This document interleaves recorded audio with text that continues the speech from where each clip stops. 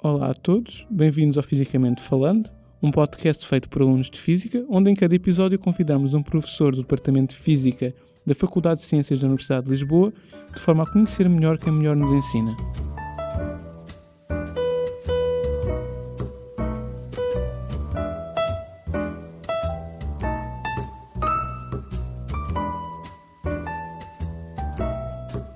O meu nome é Henrique Prates. O meu nome é António Maschio. E hoje estamos fisicamente falando com o professor Nuno Araújo, que além de professor e investigador na Faculdade de Ciências, é também coordenador científico do Centro de Física Teórica e Computacional, investigando hoje em diversas áreas, entre as quais a física da matéria condensada MOL e a física estatística fora de equilíbrio. Olá professor, seja bem-vindo. Olá, muito obrigado pelo convite, é um prazer enorme estar aqui com vocês. Obrigado a nós por estar aqui connosco. E pronto, podemos começar. Ok, podemos começar agora pelo início, professor. Nós gostávamos de falar um bocadinho sobre a sua infância. De que forma é que essa altura da sua vida o influenciou a estar onde está hoje? O que é que contribuiu para o seu percurso? Bom, essa pergunta não é uma pergunta muito fácil, mas do ponto de vista geral, o que nós somos um integral. Portanto, aquilo que nós somos hoje é o produto da nossa história. Portanto, é impossível dizer que a minha infância não teve alguma influência. Obviamente que a minha infância foi uma infância perfeitamente normal, numa família perfeitamente normal, éramos 4 em casa, foi uma infância típica de qualquer colega da minha idade, portanto não teve nada de especial, mas obviamente que o ambiente em que eu vivi, quer a nível escolar, quer a nível que tive em casa, influenciou aquilo que eu sou hoje, se não tenho dúvidas nenhumas. Os seus pais eram ambos professores? Sim. Isso veio influenciar alguma das suas escolhas mais tarde? Sim, portanto, sim, os meus pais são ambos professores e a minha irmã também é professora e, portanto, eu vivi num ambiente de escola, portanto, as conversas em casa eram muitas vezes sobre escola ou sobre tópicos relacionados com a escola, portanto, eu sempre cresci a ouvir falar sobre alunos, aulas, ensino e, portanto, acredito que isso teve alguma influência nas minhas escolhas e também na forma como eu via a escola, com alguma responsabilidade. O meu pai dizia que aquilo era a minha profissão e, portanto, se ao longo do tempo eu fui desenvolvendo, e isso fui desenvolvendo ao longo do tempo, não era uma coisa que eu tinha no início, uma capacidade de entregar e de ser responsável enquanto aluno, isso deve-se provavelmente ao ambiente em que eu vivia. Claro, existe uma complementaridade. Nós hoje sabemos que o sucesso académico de um estudante correlaciona fortemente com o nível de formação dos pais e, portanto, não há como dizer que não. Mas podemos pensar isso até do país onde eu nasci, ou seja, o facto de eu ter nascido na Europa tão em vantagem do que se tivesse nascido noutros continentes, e o facto de ter nascido numa família que valoriza a formação faz com que eu tivesse chegado a fazer um doutoramento e hoje estar no mundo académico. Acho que sim, não há como não. Nós, antes de vir para cá, nós conseguimos falar com umas pessoas que Eu já te disse agora. Sim, não, mas é porque esta pergunta é pertinente para agora. Nós temos aqui uma pergunta surpresa para si. Ok. Uma não, temos 4. Na verdade, Não, temos 4. 3. Temos 3. Ok. E vamos perguntar. E esta pergunta é de um... Não mais, não menos, o professor Cristóvão Dias. Não sei se conhece. Tem conhecimento. E a pergunta do professor Cristóvão é: quando era miúdo, perguntou ao seu pai se lhe dava um microscópio. O que é que ele respondeu? E o que é que se pode tirar daí? Interessante. Sim, de facto é verdade. Eu quando era pequeno, não sei se conheci alguém que tinha um microscópio, eu pedi de facto um microscópio e o meu pai disse: espera uns anos, provavelmente vais querer um telescópio. E eu, se calhar, como ato de revolta, eu costumo contar isso, claro que isto é anedota, mas que como ato de revolta eu decidi estudar física, portanto, que à partida seria para o telescópio, mas depois estudar o que é que acontece no mundo ao nível microscópio, para poder recuperar a possibilidade de ter um microscópio. Portanto, acho que aí mas é uma anedota, como é óbvio. Mas isso aconteceu que eu pedi o telescópio, que eu pedi o microscópio e o meu pai disse que provavelmente ia precisar era de um telescópio. Então nunca chegou a ter um microscópio? Nunca cheguei a ter um microscópio. Portanto, só brinquei com o microscópio mais tarde. Durante o seu percurso, porquê é que decidiu escolher a física?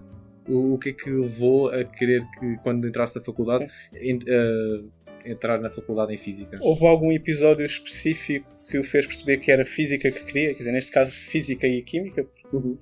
Ora bem, pronto, sim, eu quando entrei para a universidade, eu entrei para o curso de Física e Química Ensino no Minho. E, portanto, a escolha do ensino, mais uma vez, está provavelmente ligada com o facto de ser numa casa de professores, onde as pessoas, todos eles estavam de alguma forma ligados ao ensino, portanto era uma escolha natural. A minha irmã, que era um ano mais velha, estava num curso de ensino, matemática e ensino, no caso. E, portanto, a escolha do ensino justifica-se provavelmente por aí. Mas o porquê do curso foi tudo muito, muito aleatório. Eu não sonhei desde pequeno ser físico, não sonhei desde pequeno trabalhar na ciência ou fazer investigação, ou seja o que for. As coisas foram acontecendo. No secundário eu era relativamente bom aluno. Nessa altura, os bons alunos, pensaria-se, mais até, se calhar, estudar um curso tipo medicina ou algo do género, propriamente um curso de ciências, sim. E portanto, se discutiria alguma possibilidade, na altura provavelmente era essa.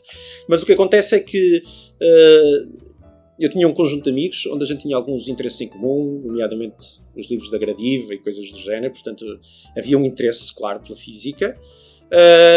E eu sei que, alguns, penso que foi no 11º ano, que eu tirei uma boa nota naquilo que era na altura a prova global, portanto, a nota máxima, e fiquei todo contente e achei que a partir daí que tinha um grande futuro naquela área, não sei se tinha ou não tinha, e portanto isso puxou-me mais para a física. Mas, ou seja, não é um acontecimento único, há um conjunto de acontecimentos que vão surgindo e que me levam a tender para a física. Se alguma vez me apaixonei pela física foi já no curso. Portanto, eu entro para a Física e Química e começo-me a perceber que, de facto, desenvolvo um interesse muito maior pela Física do que pelas outras áreas.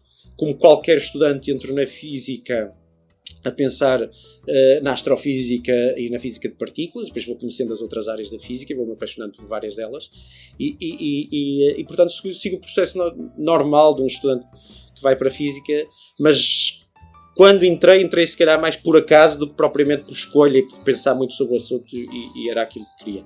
Eu acredito que as pessoas, desde que gostem do que estão a fazer, vão ter sucesso em qualquer área.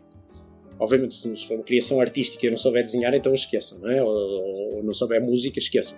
Mas a partir do momento que a gente gosta e que tem os conhecimentos, tem o mínimo de interesse pelas áreas, só depende de nós ter ou não sucesso nessas áreas.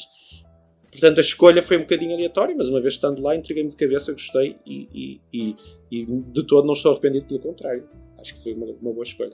O facto de ter crescido em Braga, acha que influenciou o seu caminho na vida, ou acha que... Sim, mais uma vez eu acho que o sítio onde nós nascemos e as pessoas com quem nós nos damos é importante. Ou seja, Braga, eu sei que visto de Lisboa às vezes parece uma coisa muito periférica, mas é uma cidade bastante desenvolvida e com muita oferta, quer do ponto de vista cultural, como universitário, como turístico e por aí fora. E portanto eu tinha tudo lá. Tinha tudo até ao ponto em que eu achei que não tinha tudo o que queria e fui à procura para outros sítios. Mas de forma geral, Braga ofereceu-me aquilo que eu precisava na altura certa. Disse-nos que estudou Física e Química para ensino, na licenciatura, mas houve aí uma altura em que começou a perceber que sentia-se mais apaixonado pela Física do que pela Química, certo? Pronto, então acho que é a altura para fazer a segunda pergunta, António. Exatamente. Outra pergunta do professor Cristóvão, que é... e quando pediu para mudar de curso? Sim, essa é outra história, sim. De facto, quando eu entro no primeiro ano em Física e Química e começo-me a perceber, por vários motivos. Portanto, primeiro aquilo que acontecia nas aulas, mas depois, felizmente, no segundo ano eu tive a oportunidade de começar a fazer algumas atividades de investigação num grupo que estava a começar e que trabalhava em Física e Estatística fora de equilíbrio, com modelos de Far From Equilibrium Statistical Mechanics, onde comecei a trabalhar num problema muito simples, num problema da rede, num modelo simples da rede, e a estudar esse problema. E de facto aquilo tudo me chamou a atenção, eu gostava dos métodos utilizados, gostava das ideias subjacentes, e portanto, isso atraiu-me para a área da física. E de facto, sim, depois pensei, no final do segundo ano, vou mudar para a física. Que é a pergunta que muitas vezes as pessoas fazem. Eu estou num determinado curso e vejo que, se calhar, por exemplo, estou em engenharia física e olho para a física, ou estou na física e olho para a engenharia física. Aqui é um problema comum. E de facto, em casa, eu discuti isso. Cheguei ao meu pai e disse: olha, eu gostava de estudar só física. E ele disse: ótimo, então terminas este curso e depois, quando tiveres um salário, pagas o teu novo curso. E isso fez-me terminar primeiro o outro curso e perceber que muitas das vezes nós não precisamos de nos sentar na sala de aula e ouvir a informação toda. Nós temos é que desenvolver competências e a capacidade de usar essas competências para adquirir novo conhecimento. Quer ele já exista, portanto, estudar por nós, quer seja a produzir esse conhecimento e encontrar respostas para perguntas que as pessoas ainda não encontraram. Portanto, mais do que nos preocuparmos com a formação específica que nós temos, é com as competências que nós estamos a desenvolver. E acho que até isso é uma ideia às vezes errada. A gente pensa que entra para a universidade só para obter mais uma série de conteúdos. Não acho que seja assim. E não foi essa a ideia das universidades desde o início. Portanto, a ideia é realmente vir beber desta universalidade, deste conjunto, deste melting pot de conhecimento, de forma de pensar, de formas de atuar, de técnicas. E, primeiro, reconhecer que existem várias formas de olhar para o mesmo problema. E, segundo, ser capaz de procurar aquela que melhor se adapta ao tipo de pergunta que eu quero responder. E, portanto, acho que sim, aprende-se sempre com estas Muitos situações. alunos têm uma visão de: se o professor for mau, eu não vou conseguir aprender isto e a culpa não é bem minha. Rejeita completamente essa ideia, então. Ou seja, é sempre muito mais fácil aprender o conteúdo se alguém nos tem a capacidade, ou alguém tem a capacidade de nos explicar aquele conteúdo de forma clara e objetiva. Agora, é muito mau se nós pomos noutro o ser capaz ou não de cumprir um objetivo. Ou seja, pensemos num curso qualquer, numa disciplina qualquer.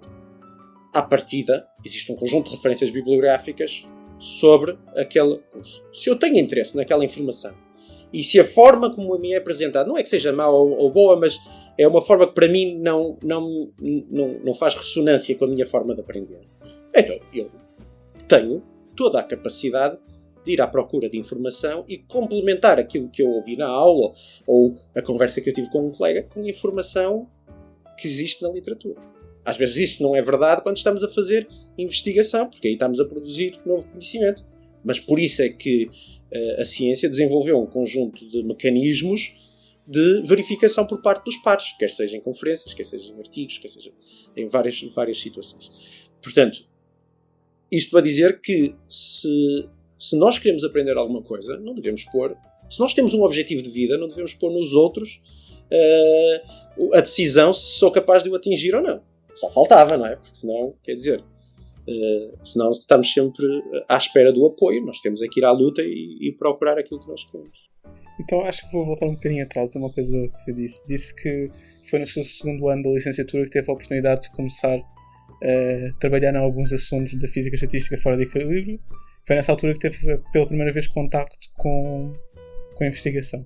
Sim. Esse é um dos motivos pelos quais o professor frequentemente também dá essa oportunidade aos seus alunos de começarem. Sem dúvida, sem dúvida. Eu acho que para mim foi algo que mudou a minha perspectiva. E, portanto, eu acho que isso é importante. Eu acho que a melhor maneira de nós aprendermos sobre as diferentes áreas da física é metendo as mãos na massa. É realmente pensando nos problemas, é lendo sobre o assunto e é tentando resolver problemas nessas áreas. Nem sempre é simples, porque temos que ter a capacidade de encontrar alguém que nos oriente, que tenha uma visão global do problema e que seja capaz de simultaneamente nos motivar para o problema, dando-nos uma tarefa que é simples ou é adequada às minhas competências e que me permite, por um lado, sentir confiança e, por outro, mostrar como é que aquilo se encaixa numa perspectiva muito maior. Isso eu tive, felizmente, essa oportunidade. O professor, que depois mais tarde foi o meu orientador de doutoramento, que foi o professor António Cadilho, deu-me essa possibilidade e, portanto, eu acho que isso foi único.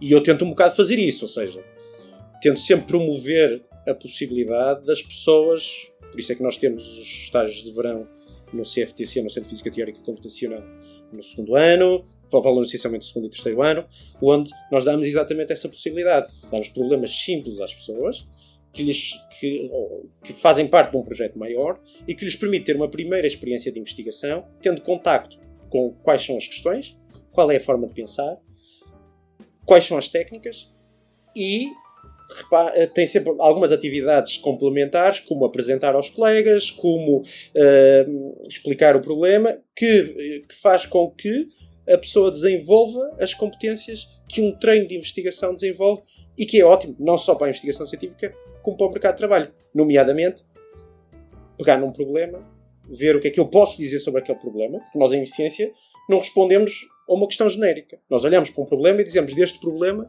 o que é que eu posso dizer sobre ele. A física toda faz isso, não é? O Bohr dizia que a física não é como a natureza funciona, é aquilo que a gente pode dizer sobre ela.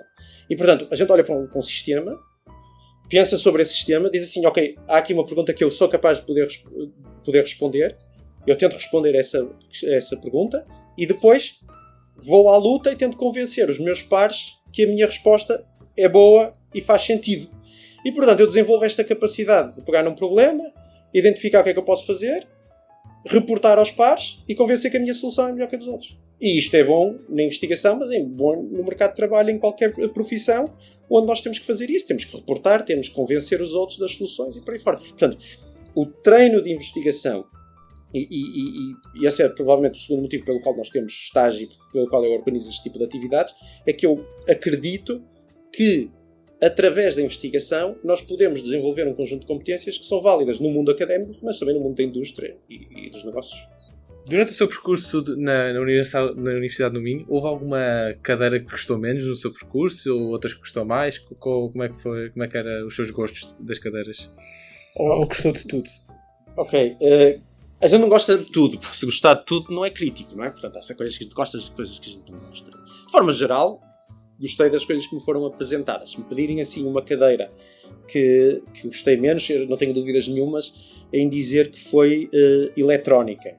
Foi provavelmente aquele curso e a professora que me deu eletrónica era uma professora muito competente e com um curso muito bem organizado e com uma capacidade de comunicação ótima. Eu acho que, mais uma vez, voltando à conversa de há bocado, acho que o problema aí não era da professora, era provavelmente do facto de eu e o tópico não termos grande afinidade ou grande relação.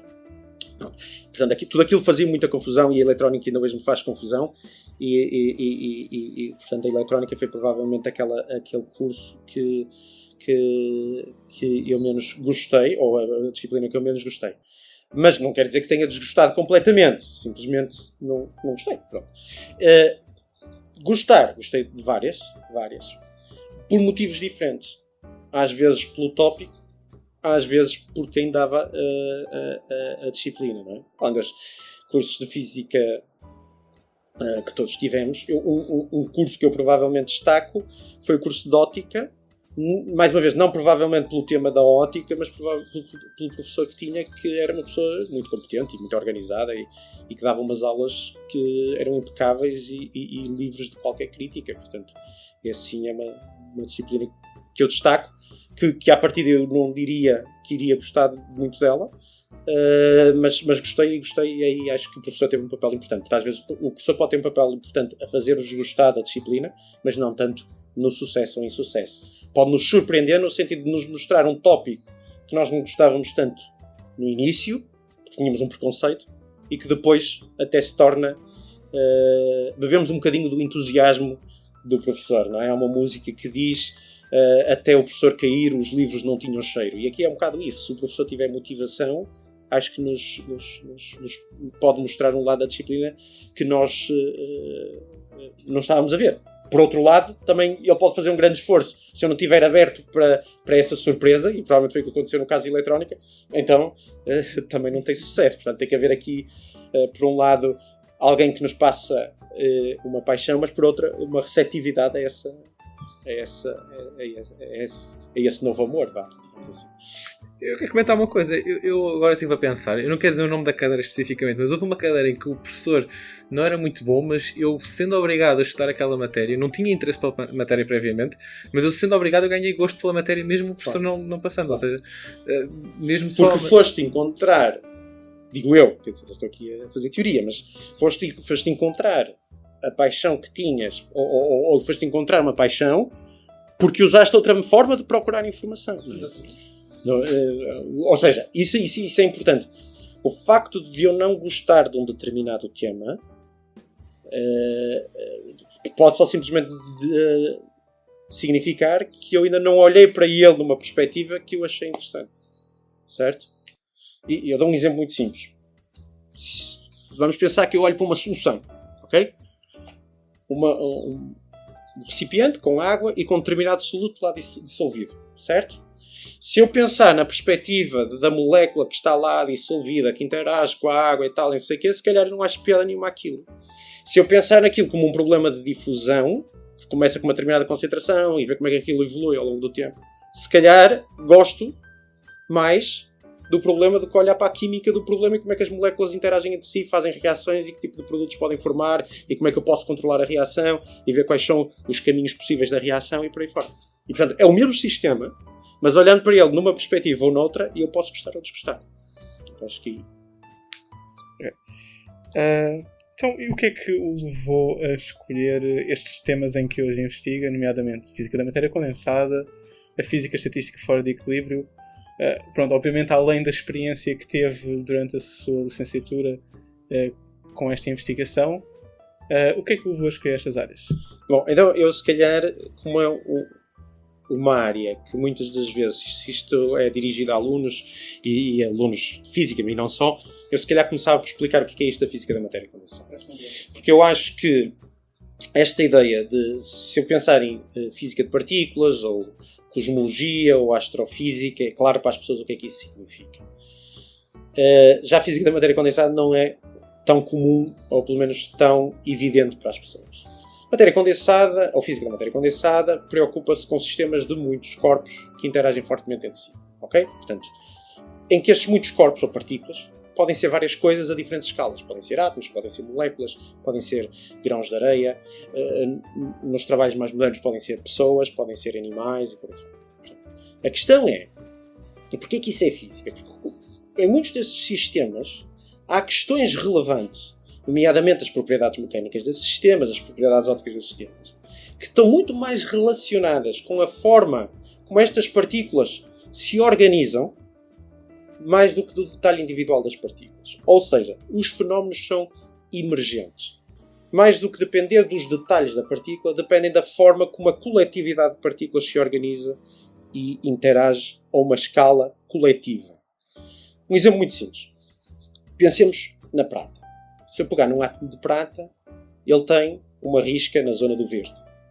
Mas quando nós falamos em prata, estamos habituados àquele objeto sólido, espelhado, bom condutor de corrente elétrica e por aí fora. A questão é, quando é que eu passo do comportamento do átomo de prata para o comportamento coletivo do sólido de prata? E porquê é que esse sólido se forma? E porquê é que a estrutura cristalina que se forma é aquela? E porquê é que as propriedades eletrónicas são essas e por aí fora? Isto é a grande questão, as grandes questões para a física da matéria condensada. Dentro da física da matéria condensada há essencialmente duas linhas. Hard condensed matter e soft condensed matter. Okay?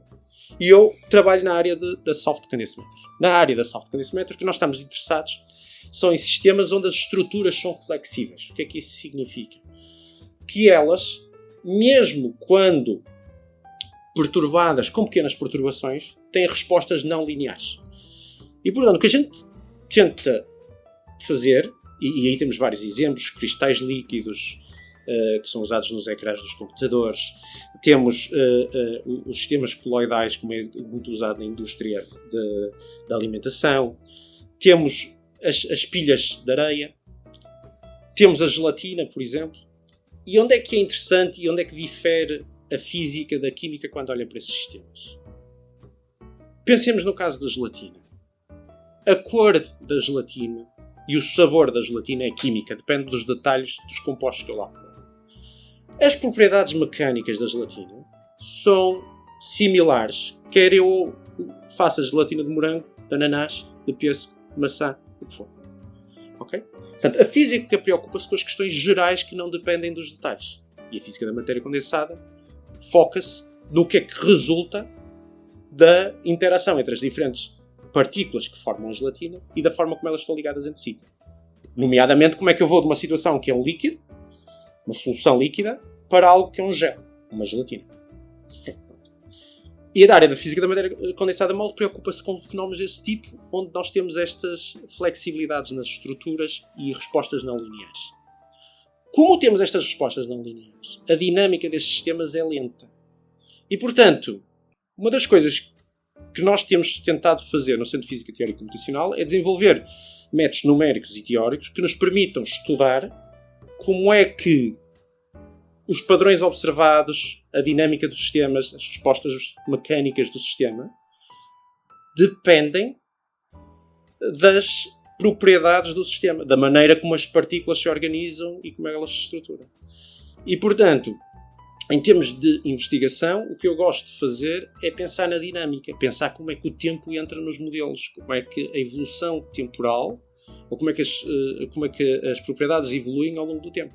E isso permite-nos estudar, perceber, por exemplo, porque é que há determinadas formas. A maioria das formas que nós vemos na natureza são formas de sistemas que estão fora do equilíbrio termodinâmico e, portanto, a forma é um produto da cinética, da forma como o sistema evoluiu.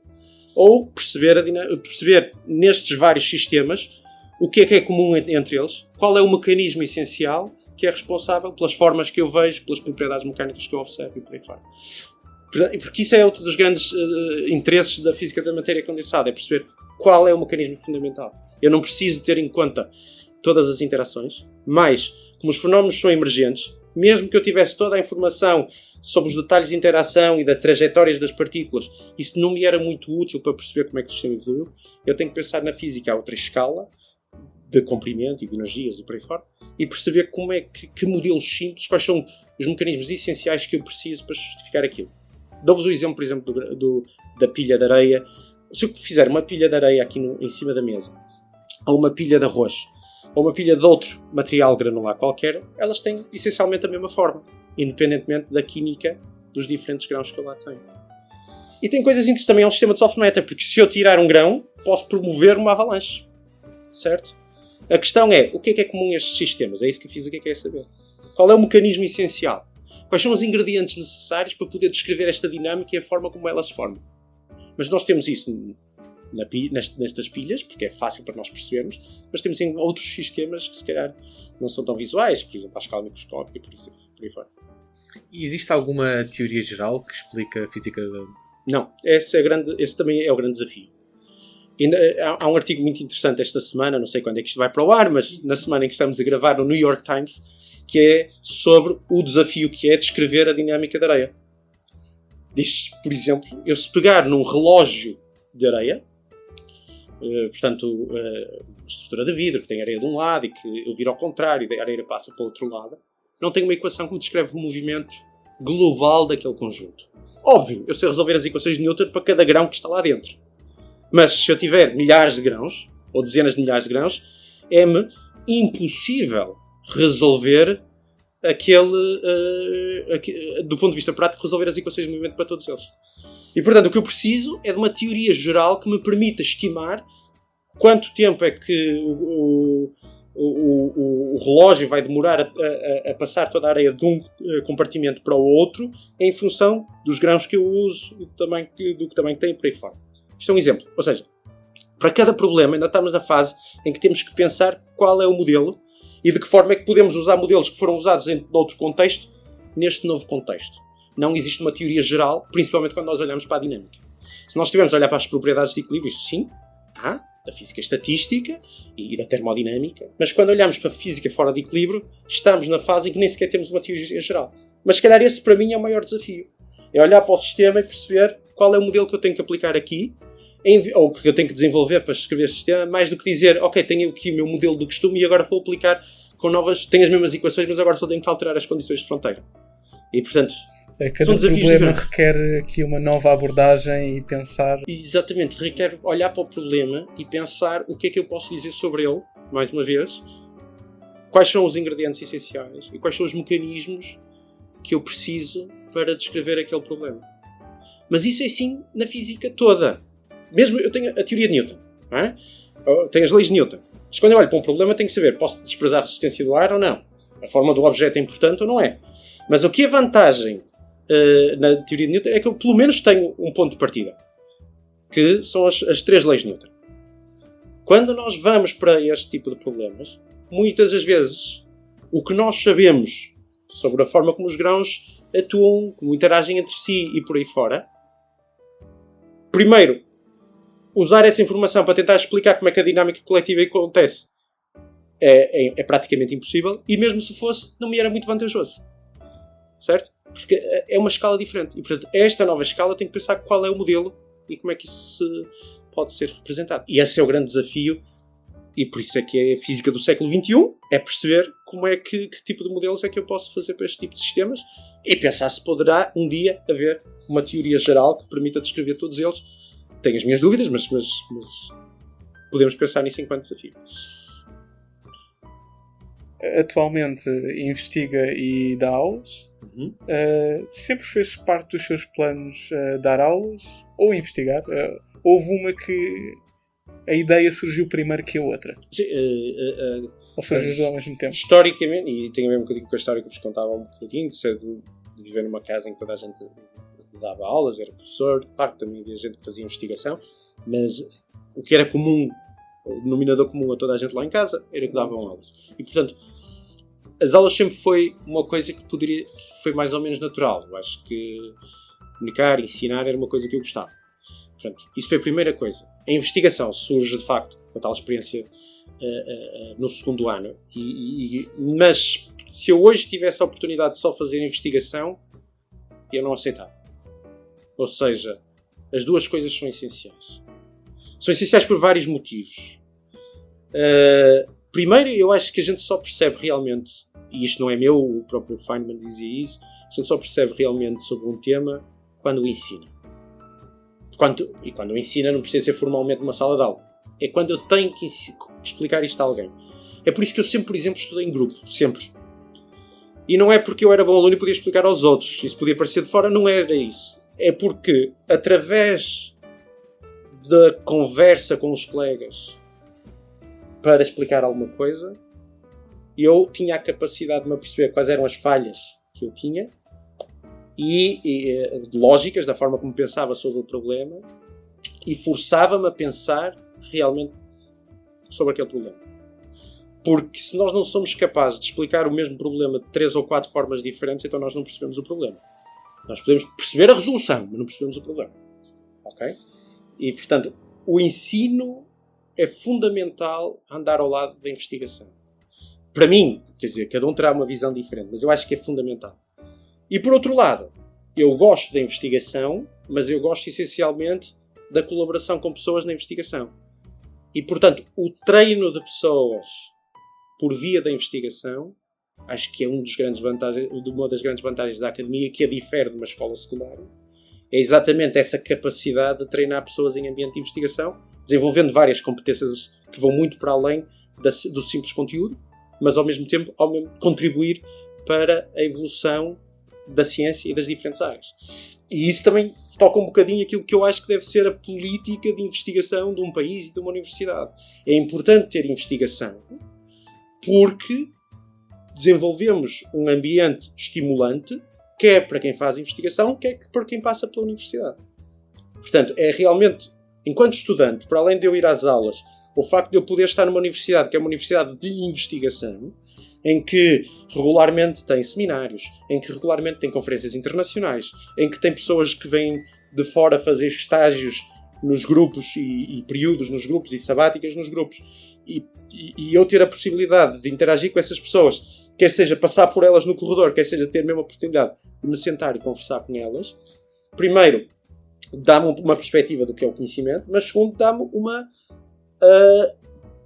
perspectiva alargada do que é que existe no mundo não só na investigação, mas em termos de pessoas, e o ZUL, que é a sociedade mundial, e, portanto, aprender desse ambiente. Portanto, eu acho que é fundamental para uma sociedade e para uma universidade ter uma investigação forte, internacional e competitiva, porque tudo o que isso traz atrás é muito importante. E é muito mais importante a universidade ter isso do que ter um grupo que resolve o problema que a Câmara de Lisboa está agora a pensar.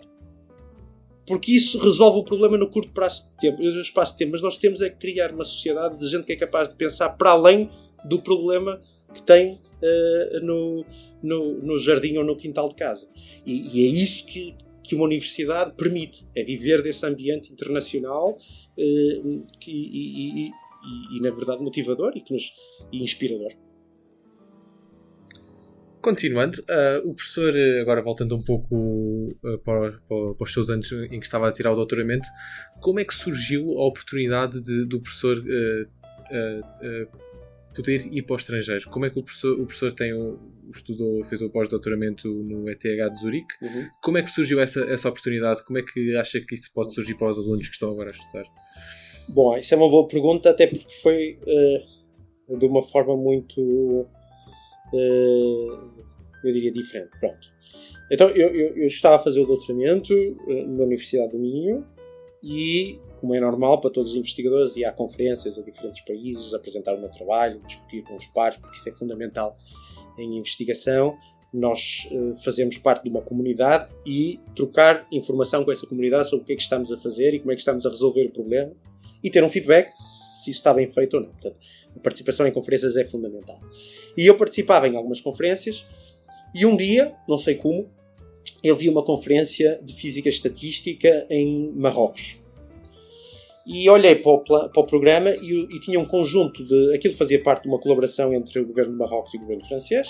E tinha um conjunto de speakers, de investigadores europeus que iam lá falar. E eram tudo nomes de referência na física estatística. E então eu decidi ir. E falei com o meu orientador, e quando falei com ele não achou boa ideia. Vai vir agora para Marrocos.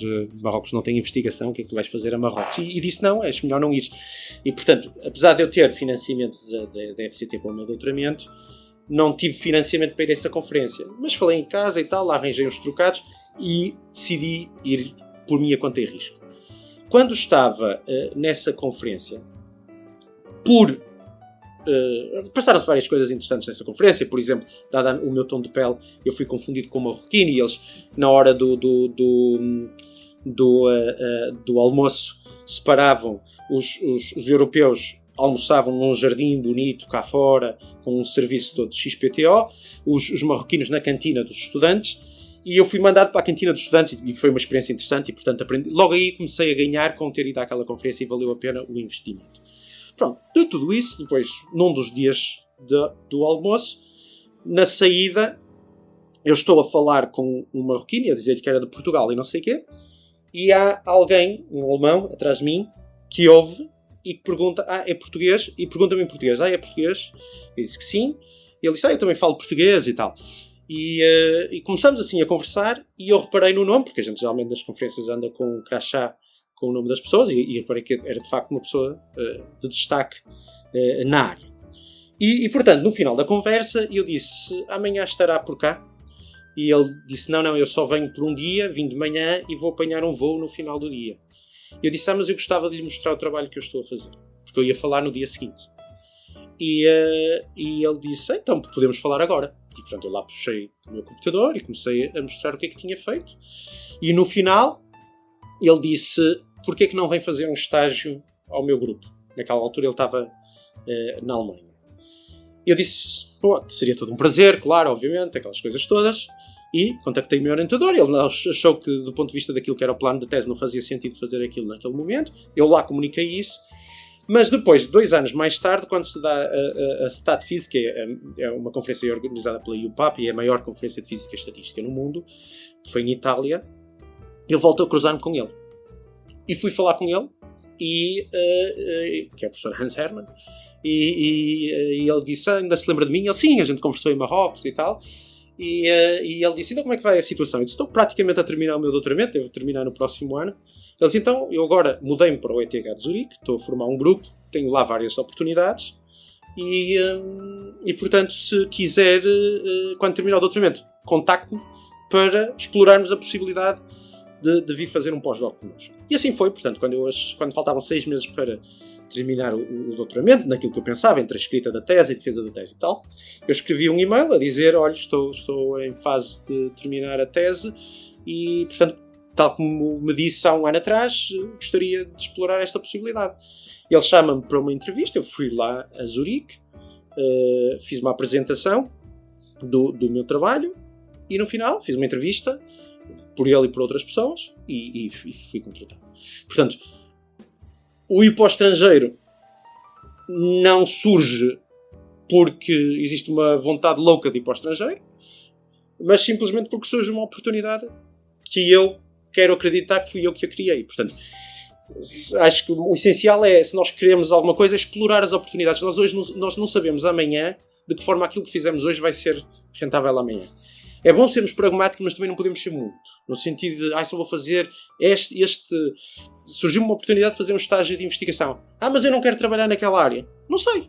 E, portanto, vamos passar pela experiência, se tivermos tempo e oportunidade e vontade, e vamos ver o que é que sai daí e aquilo que fazemos hoje pode ter um rendimento que nós não pensámos no futuro. Quer dizer, ir para uma conferência em Marrocos nunca pensei que fosse resultar numa proposta de trabalho para o ETH e do ponto de vista financeiro foi o melhor investimento que eu fiz. E mesmo que seja uma área em que já sabe que não gosta de... Pronto, se já souber que não gosta de trabalhar é um bocadinho mais chato, mas quanto mais não seja, acaba por perceber que de facto não gosta daquela área, mas não se perde completamente, não é? Claro, e eu até digo ao contrário, a gente às vezes tem uma paixão enorme por uma determinada área. Porquê é que não vai lá experimentar? Porque assim, eu posso dizer, olha, eu trabalho aqui numa área toda XPTO, mas o que é diariamente trabalhar naquela área? Certo? Adorava trabalhar no cinema, mas se for para carregar peças para o cenário, se calhar não tem piada. E eu posso ter uma grande paixão por cinema, mas se isso se reduz a carregar peças para o cenário, se calhar não tem piada nenhuma. E portanto é preciso perceber também, porque existe uma imagem que nós temos das áreas e depois existe aquilo que realmente se faz quando se trabalha nessa área. Portanto, não há nada como experimentar. E é ao experimentar que nós vamos ver que coisas que pensávamos que gostávamos, afinal não gostamos, e coisas que não gostávamos, afinal gostamos. E, portanto, a mensagem é experimentem, testem, façam e vejam se gostam ou não. Não se comprometam para a vida toda, comprometam-se para uns meses, para um ano, para 4 anos, para o caso de um doutoramento, e, portanto, e depois vejam se gostam ou não. Se calhar para um doutoramento eu pensaria muito bem antes de me atirar de cabeça para uma área que eu não sei sequer o que é que faz. Mas se calhar pedia para fazer. Isso acontece quando nós temos ofertas. Por exemplo, nesta situação do ETH, de ir lá, ver, falar com as pessoas. Só o facto de chegar lá e almoçar com outras pessoas que têm a função que eu também ia ter, permitiu-me ter uma perspectiva diferente do que é que aquilo seria. E o que é que seria a experiência que estava pela frente. E foi boa, gostei, foi ótimo. Tanto gostou que acabou por ficar quase 5 anos. Fiquei 5 anos, exato. Eu comecei como pós-doc, fiz 2 anos de pós-doc, depois fui promovido a assistente e fiquei mais 3 anos. E foi uma experiência única. Foi uma experiência única porque os tópicos me interessavam, e eu acho que isso é fundamental, porque eu sincronizei muito bem com a pessoa com quem fui trabalhar. Isso também é fundamental, a relação que se pode estabelecer com aquele método de trabalho. Não quer dizer que tenhamos de ser todos amigos e jantar fora e não sei o que, não é isso. É eu sentir-me confortável com determinadas formas de trabalho, porque cada pessoa tem a sua forma de trabalho.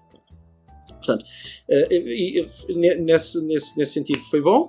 E depois, porque as coisas correram bem do ponto de vista académico, correram bem do ponto de vista pessoal, e portanto eu fui ficando até um ponto em que achei que tinha que dar o passo seguinte, e foi isso que fiz. Teremos aqui a primeira parte deste primeiro episódio, voltamos já de seguida.